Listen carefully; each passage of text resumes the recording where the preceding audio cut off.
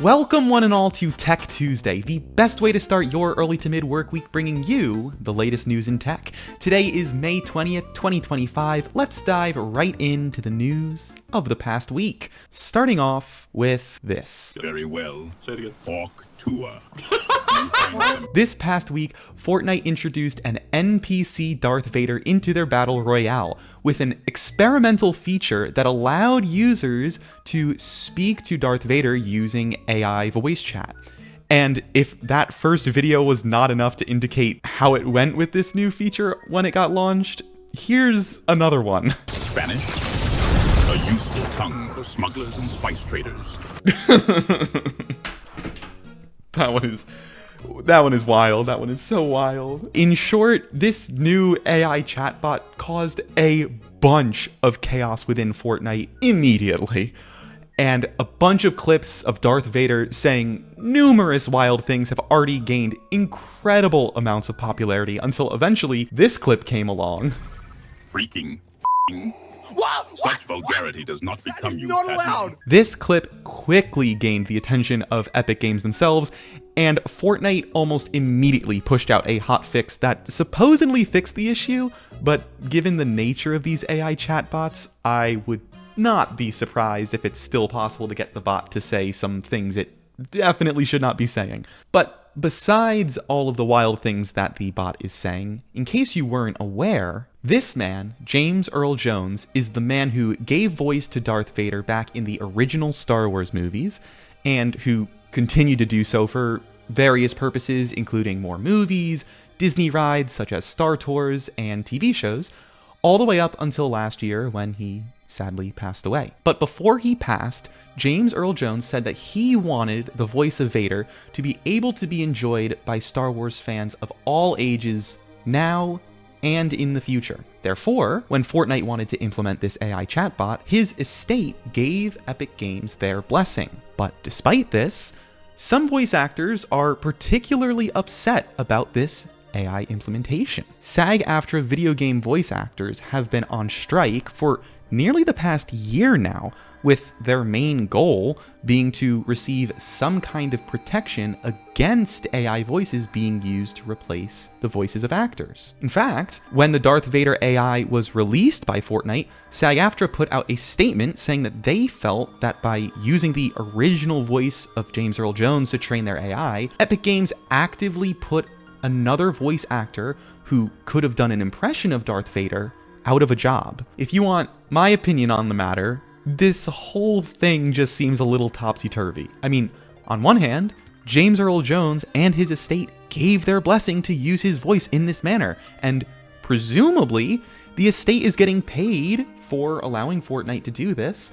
So, though he has passed, the relatives of James Earl Jones are still being paid for the work that he did as Darth Vader. I can definitely see where the actors are concerned, but at the same time, this is not the case of a company completely cutting out the middleman to save costs.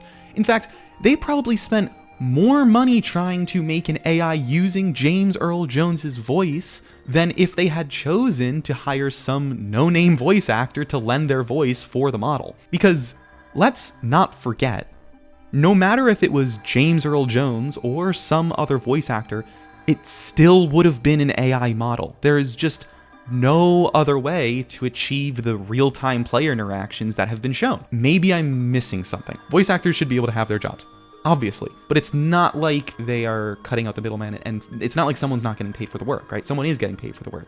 Just his estate, since he is no longer alive. I think that's perfectly reasonable. Maybe there's something major that I'm missing, but I kind of fail to see in this case particularly where the issue is.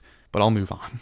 Up next is an update about a piece of news we began discussing 2 weeks ago when we talked about the lawsuit between Apple and Epic Games related to allowing apps on Apple's App Store to offer purchases through external sites, basically bypassing Apple's commission fees. Despite the trial now being concluded, and the verdict being that Epic Games is allowed to link their app's users to external sites to purchase in-app goods, Fortnite is still not available on Apple's App Store. Why? Well, according to Epic Games, Apple blocked the submission to get the app back on the App Store, and as a result, Fortnite is now unavailable worldwide until Apple unblocks the submission. Now, for those outside the US, you were previously able to get Fortnite on an iPhone through the third-party Epic Store app, but it seems that that version of Fortnite has also been blocked by Apple. At least, that is what is being alleged, but according to Apple, they had no control over that version of Fortnite. They only had control over the version that was available directly through the App Store itself. It could be possible that Epic Games simply removed Fortnite from all services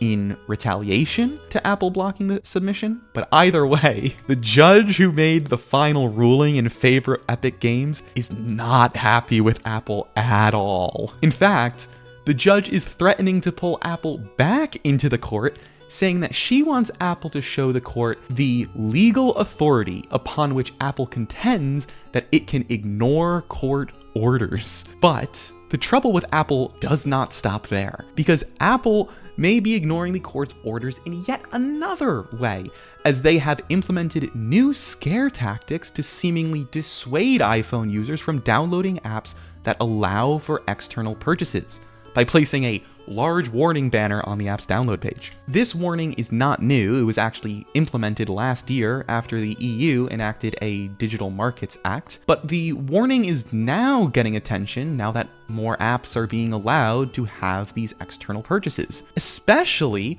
since the new court order in the US says that Apple cannot interfere with external purchases with anything beyond a, quote, neutral message about being directed to a third-party site, which, let's be honest, a big red warning sign is not a neutral message. Apple supposedly has been working on replacing the red warning indicator with a simple icon info, so maybe they are deciding to behave, but either way, it definitely seems like Apple was on the hot seat a lot this past week.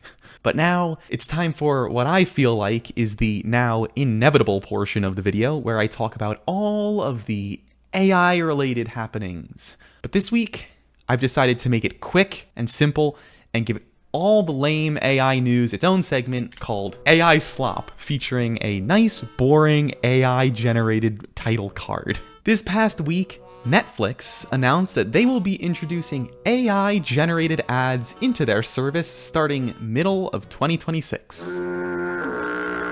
Not much to say about this one. It is exactly what it says on the tin, and it is downright diabolical and lame. Next, YouTube says that they will be using AI to insert ads into videos right after the peak moments of those videos. And first of all, while YouTube says they are using Google's Gemini AI to analyze the videos and identify where the best moment is to place the ads, with all the stats that they keep track of on YouTube, I'm positive that they could have implemented this 10 years ago, but are just now getting around to it. And second of all, while this maybe seems like a scummy way to go about advertising, let's not forget that this is what has been going on in advertising forever. Billboards are always placed on the busiest roads.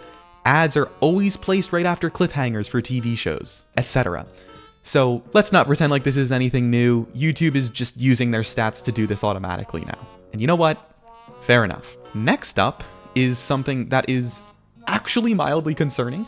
As more and more people begin to rely on Google's AI summaries to get answers to their Google searches, the actual websites that contain information are seeing drops in their visits. And not helping this is the fact that Microsoft will be shutting down their Bing Search API that allowed developers to integrate Bing Search directly into other software in favor of using simply AI searching. This is not Microsoft shutting down Bing. This is just Microsoft shutting down Bing's Search API. Still, not really the best of news. There are a lot of second-order effects here in the form of companies that own websites losing money from showing ads since people are now less likely to go to their website because the AI summary is right there. So what all of this equates to is essentially the people who are posting valuable information online are now less likely to be rewarded for doing so because of AI, which is kind of a really big L for human-made information on the internet.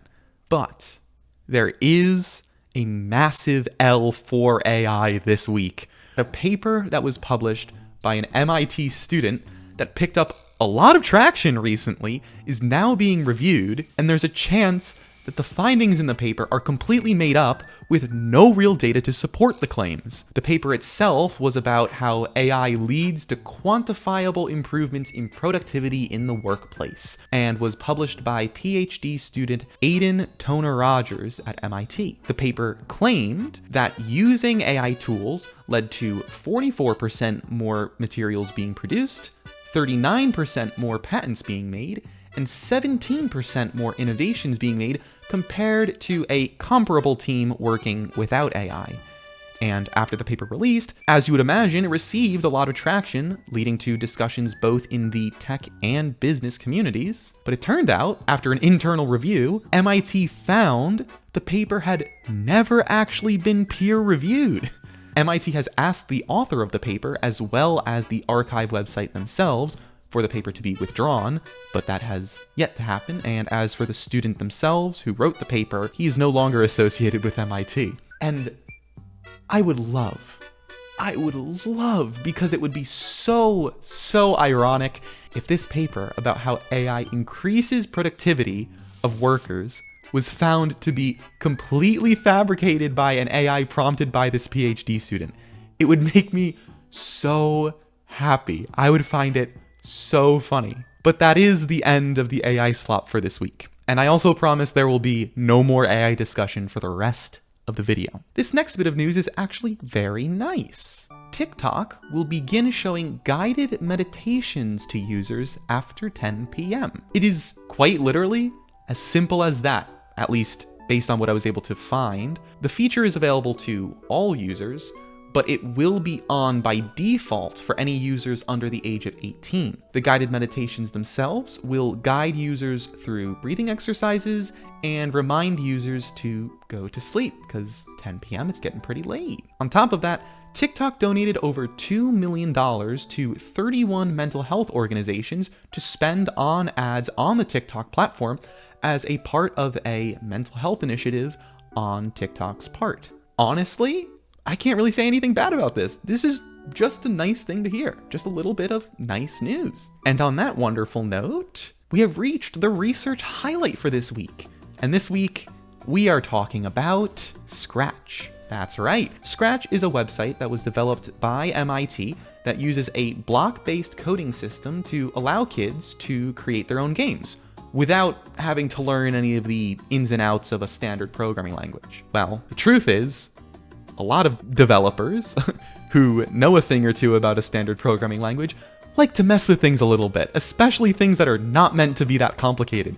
So when a software developer sees a program that is meant to be a simple way to code, their first instinct is always to try and make it as complex as possible. That is where Goboscript, a project by GitHub user Aspizu, comes in. This tool is a compiler for Scratch code files, meaning you can write standard code in some custom-made Goboscript language, and the Goboscript compiler will convert your code into a working Scratch project. This type of thing has been done before, but I think what makes this Scratch compiler stand out is the fact that it is incredibly extensive. On the GitHub repository itself, they have a link to some incredibly thorough documentation, as well as links to sister projects, which include a compatible package manager for the programming language, and a program that will decompile pre-existing Scratch projects into the Goboscript programming language. I know I've said this before, but I just love these types of projects so much. I love seeing developers essentially place imaginary restrictions on themselves and then push the boundaries of that restriction to its absolute limit. And that's why I decided to pick that project for this week's research highlight. But anyways, that brings us to the end of Tech Tuesday. So thank you all very much for watching, and tune in next week to see what happens next in the world of tech. See you next time.